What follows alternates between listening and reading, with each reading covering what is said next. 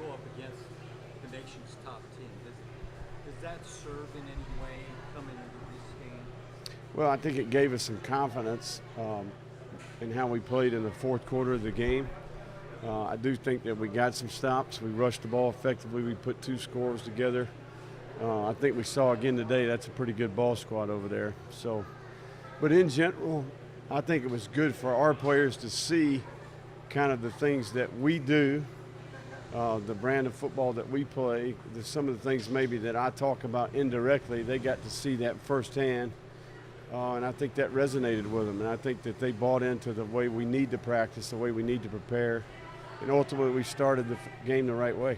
1-1 in league play, but 1-0 in the Sunbelt Conference West. Is that not the road? Well, they all, we're in an elimination tournament right now. We're a single elimination tournament the rest of the way. Every one of them is going to be equally as critical. And, the further you go up the mountain, the more treacherous each step goes with that. So I think for us it's about focusing on what we need to do to improve and really growing up, in terms of the maturity, the leadership that we need from a player standpoint.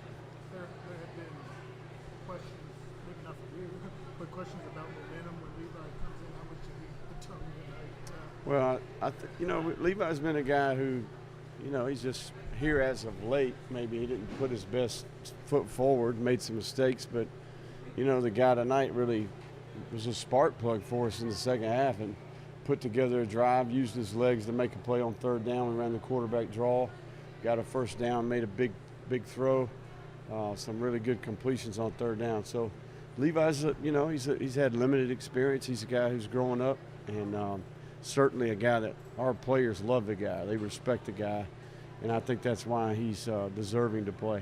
Can you speak to the leadership that he's bringing to the field general? Yeah, Andre has been one of our standout leaders. He really. I met with 6 players on Tuesday prior to practice and challenged those guys to go get some guys. Go pick 1 or 2 and bring them with you. Andre's probably been one of the harder workers that we've had since day one, and he's really, he's not only changed himself physically, he's bought in to the football IQ. He's acquired lots of knowledge. He's doing a good job operating our system. And still things that he can get better at, and his best football is in front of him. Racked up over 500 yards of offense tonight. You were really good on third downs. Places you kind of struggled in the past. Just what did you see from your team on third down? And execute those? Right. Good planning, good protection, some critical plays. Some skill guys made some plays at some critical times. I think our backs did a great job of finishing.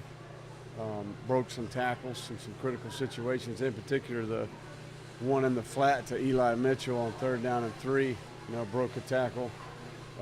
It created an explosive play. So like we said from the beginning, we're very capable.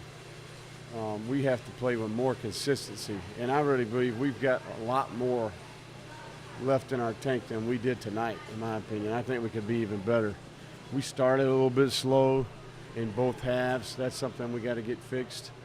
And I think that there's going to be some things we go back and look at the tape that we can do better. You can't really compare it to SEC defenses or whatever, but how in the week do you figure out the things you were talking about on defense, like, filling gaps and eye discipline and all that? How's that all come together that quick? At least from what was shown in the first half. Well, we practiced the right way, in my opinion. I mean, we thudded the runner all week. We stopped the ball. We were relentless about trying to get the ball out.